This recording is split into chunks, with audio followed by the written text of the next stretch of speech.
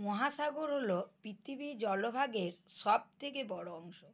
পৃথিবীর বিশাল লবণাক্ত জলরাশি যা মহাদেশগুলিকে ঘিরে রেখেছে এবং পৃথিবী পৃষ্ঠে প্রায় 70%-এরও বেশি অংশ আবৃত করে রেখেছে। মহাসাগরের চেয়ে ছোট জলরাশিকে সাগর বলে। সাগরগুলি কোনো না কোনো মহাসাগরের অংশ। যে সাগরের 3 দিক স্থলভূমি থাকে তাকে উপসাগর বলে। আমরা এই আলোচনাটাকে আরও সহজ করে নিয়ে বলতে পারি যে জলভাগের বড় অংশ হচ্ছে মহাসাগর।